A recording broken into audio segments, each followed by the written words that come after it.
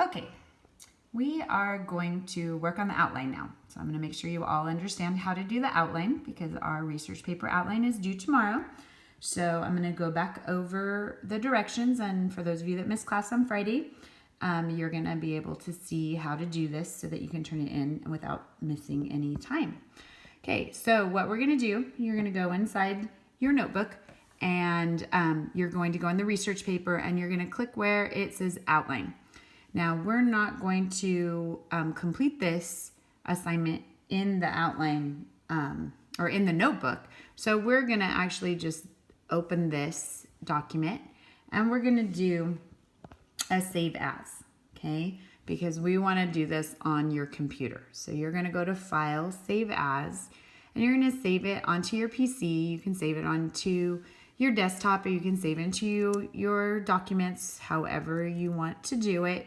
And so you're going to save it there, and you're going to push Save, and then it's going to be open up, and that's going to be on your device as opposed to your notebook, because we're not worried about using your notebook here. And then the first thing that we have to do is we have to make this yours, because obviously you're not Amy Bowe. And so we are going to double click up in the header, and you're going to highlight over where it says Bowe, and you're going to type your last name. Okay, if you have more than one last name, you're going to type both last names. Whatever it is you go by is what goes on there. You're not going to mess around with the number 1. You're going to be super careful not to mess around with the number 1. And you see if I highlight it that the number 1 is in kind of a darker overlapped box, and that lets you know it's a page number. So that means I did it right. And I'm going to click off, and then I'm going to come down here and I am going to be sure that I'm down here and next to Amy Bowe. So I'm going to highlight Amy Bowe, and I'm going to type my name, and I'm going to type my full name. And if I have more than one last name up here, I'm going to be sure that I type the same last name down here. I want them to match. They need to match. Okay, so I have my name, and then I keep Mrs. Rosenden because she's my teacher, and I keep English Honors 1 because that's my class. And so now it's time to take care of the date. So our paper is going to be due tomorrow. So we're going to type 23, and we're going to type September. We're going to type the whole thing out, and 2019. Okay, and so that takes care of that. And then we get to the title. Now, you have to come up with a title that is for your paper. So you're not writing about bullying, so you would highlight over this, and you are going to type an original creative title here. You're not just going to write gun control or homelessness or something like that. You're going to actually write something like, I wrote The Blight of Bullying. So I'm going to keep my title because I'm going to write about bullying and use that as my sample. So I'm keeping my title, but you're changing yours. And then we get to all the Roman numerals and all the parts of our actual paper. All that was just formatting, and this is going to be our paper. So our outline is basically the skeleton of our paper. So not all the meat and fleshy argument, but the bones. So we're going to get the bones of our paper down on our outline. So right now you'll see we have Roman numeral 1, 2, 3, 4, and 5. So right off the top, you can all delete Roman numeral 5 because none of you will be using it. So you're going to delete it. So you're going to push or highlight it all and push backspace or delete. And so now you have Roman numerals 1, 2, 3, and 4. So each one of these stands for a paragraph in your paper except for your conclusion. Okay, we're not using we're not putting our conclusion on our outline at all. So we don't have that. So for those of you that have 2 focus points, if you have 3 note cards for 2 different focus points, then you're going to actually also delete Roman numeral 4 because you're not going to have a Roman numeral 4. You're just going to have a Roman numeral 1, Roman numeral 2, A, B, and C, and Roman numeral 3, A, B, and C. For those of you that have 3 focus points, with each of them having 2 note cards, your change is instead going to be you're going to delete the C's because you're going to have Roman numeral 2 AB, Roman numeral 3, AB, and Roman numeral 4, AB. So yours would look like that. Okay, so whichever way you're going, that's how you want to set up your paper. All right, going from there. Now we're ready to actually get started. Roman numeral 1 is eventually going to, it stands in for your introduction. So the only thing that goes on your outline, the only thing is going to be your claim or your thesis. So I'm not going to actually type a thesis because I don't want you just to watch me type. So I'm just going to tell you, you're going to type your thesis here. And you already have a thesis that you've written or your claim that you've written on your argument map. So you should probably be able just to copy it over. You're welcome to make some changes because we do, of course, want to make sure that we're using nice language, strong sentences. We don't want is's and are's, and we don't want hads and does or get or got or any of those kinds of verbs. We want nice, strong verbs that make a nice, strong point. But we're going to have one sentence here that is our claim. This is what my paper is proving, okay? Now you'll notice here that we have an underlined red, and the reason why is because that I didn't put a gap here.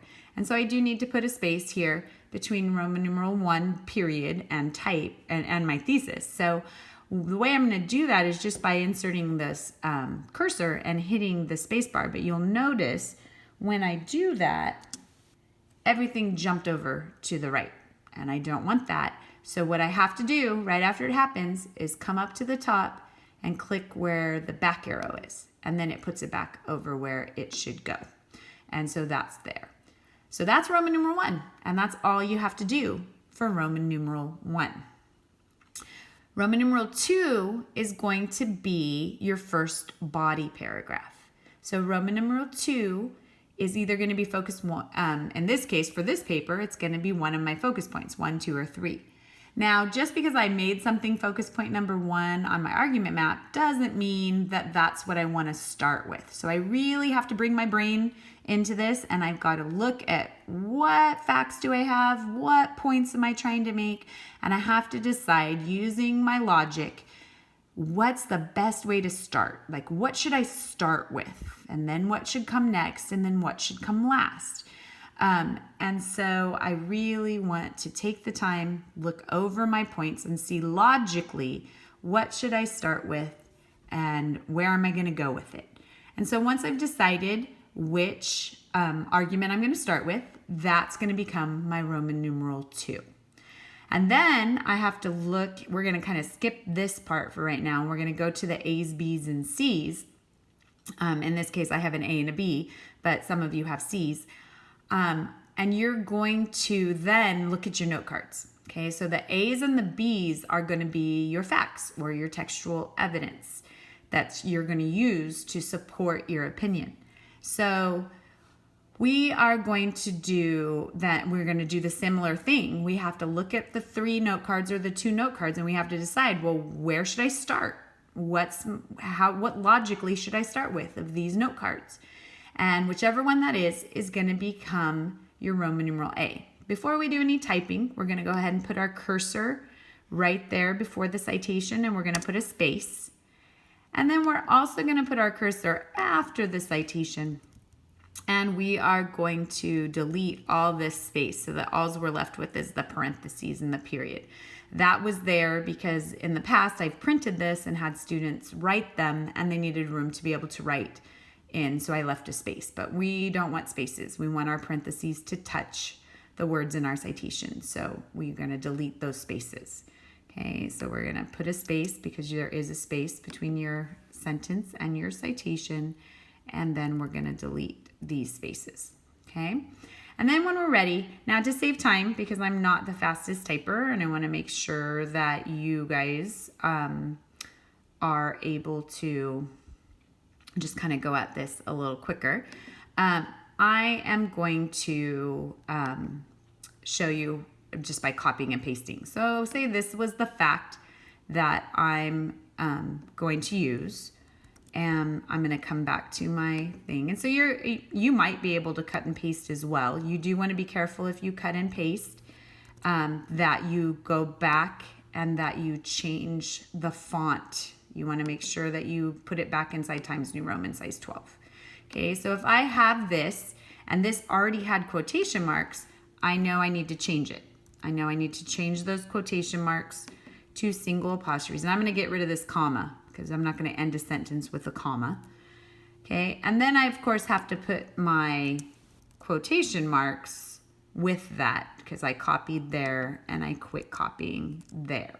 Okay, and so I have this quote: everything we know about unsafe reporting is being done here, describing the methods, the simplistic explanation, bullying equals suicide, the narrative that bullies are the villains and the girls that died, the victim. Okay, so here's this quote. Well, that doesn't make a whole lot of sense. I do need to add my attribution so I know who's speaking. And I just chose this particular quote because it was a quote from someone else.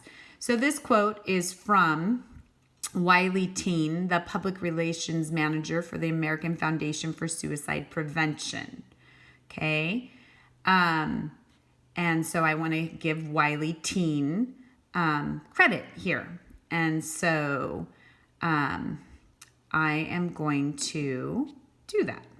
So I'm going to use my attribution. So Wiley Teen, I'm going to make sure that I spell her name or his name right. I'm not sure if Wiley is a boy or a girl. So I have Wiley Teen, T-E-N-E. Oh, I spelled it wrong. Okay, Wiley Teen. And I'm going to go ahead and give a job title here because why should I listen to Wiley? And they gave me a job title.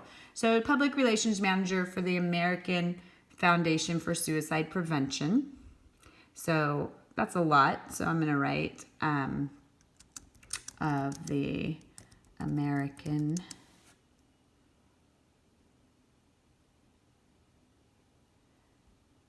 Foundation for Suicide Prevention. Okay, and that's an interrupting phrase, so I'm going to put my commas. Points out. So I'm going to give her a verb. Points out, states, said, whatever.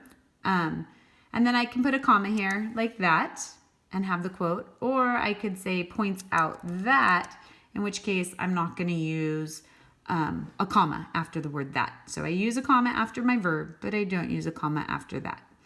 And then I have this quote. And then I'm going to make sure my quote is a sentence. And when I read from here to here, it's a complete sentence and it makes sense. And then I need a citation because Wiley Teen didn't write this. So I have to give credit where credit is due.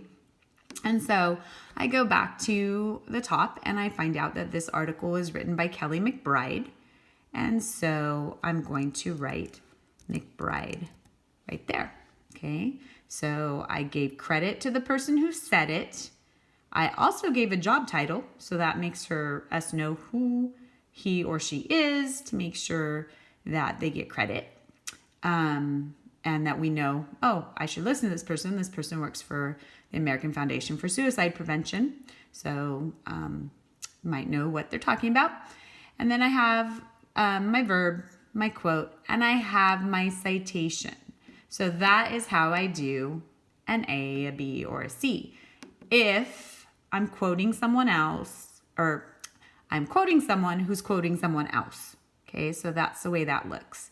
Now, if I'm not quoting someone who's quoting someone else, say I just choose a different one. I need to choose a different source, of course, because I don't want to quote McBride twice if I only have an A and B. And so, say I use this quote right here. And once again, I'm copy and pasting to save time, but you might have to be typing these. And so I'm just going to highlight over the thing. I'm going to make sure that I take the time to change to Times New Roman size 12. I'm going to make sure all my writing is black, and I'm going to get rid of the links that were there. Okay. And then I have to put quotes around this one because this one's not quoting someone else. So I'm going to put my quotation marks to say I copied from there to there. If I don't want to use the whole quote, so like this particular quote says self-harming behavior particularly for girls and violent or criminal behavior particularly for boys. So if I decide I don't really want that part, I could delete it and then I can put in an ellipse to show that I deleted some words. Okay, whatever I have left needs to read as a complete thought, complete sentence. So because this comes at the end of my quote, I don't need an ellipse because I just copied up to behavior. Okay, so I don't need an ellipse at the beginning or at the end, only if I take something out of the middle. Okay, or I leave it because I like it, or whatever. But that's how you do it. Okay, so I'll just put it back and there. But if I'm going to cut something out, I'm going to use an ellipse. Remember, whatever is left has to make sense. Okay, has to be a sentence. Now, I need attribution. So for this particular article, if I go back here, this article, if I go to the citation, does not have an author. It's called bullying. And so my citation or my attribution is going to be like, according to bullying, and I'm going to put that comma on the inside, and then I have my quote. Now, because this is the article title and that is also my citation, I am not going to do this, okay? I'm not going to write bullying here because I don't need it here and here. So what I'm going to do is delete the citation because my attribution is already my citation. I'm going to be sure to put my period inside the quotation marks, okay? So notice that I have Wiley Teen points out that, and I have according to bullying. So I'm changing it. I'm adding variety. Okay, and so this is an author that's quoting another person. So that's how that one works. This is an article that's being given credit for presenting information, and there is no author, so there is no separate citation. Now, let's do a little pretending. So let's say that bullying does have an author, okay? But I didn't want to use the author's name here because I already have a person's name there and I didn't want to start my sentence the same way. So I wanted to do a little different. And so I put according to bullying here. Or maybe I have two articles by the same author. So I want to use the author title or the article title instead of the author's name because that might be confusing. So according to bullying, if that's the case, if there is an author, I still have to put a citation because I always have to use a name somewhere. Okay, so let's say that Amrit Singh wrote this article, and so then I put Singh as my citation, and I put my period at the end. So here I have my attribution, and here I have my citation. Okay, now that's once again if I have an article title that also has an author. If, which is really the case, I have an article that does not have a listed author, then this is both green and purple, okay? This is both my attribution and my citation, so I do it that way, okay? And then I would continue on with C if I have a C. Of course, you're going to make sure that your quotes actually work together better. Mine are not working together because I was just trying to show you the different ways to do this. Once I've done that, I'm going to look at my A's, my B's, and my C's, and I'm going to decide, okay, so what am I proving in this paragraph? What's my focus? What's my point? And right here, I'm going to type topic sentence here. So your topic sentence is kind of like a little baby thesis. Okay, I'm going to type a topic sentence here that talks about my point for this paragraph. Okay, so it needs to be a strong sentence. It's not going to say I think or I believe, no I's, no U's. It's going to be just a strong sentence of point that I'm going to make with this paragraph.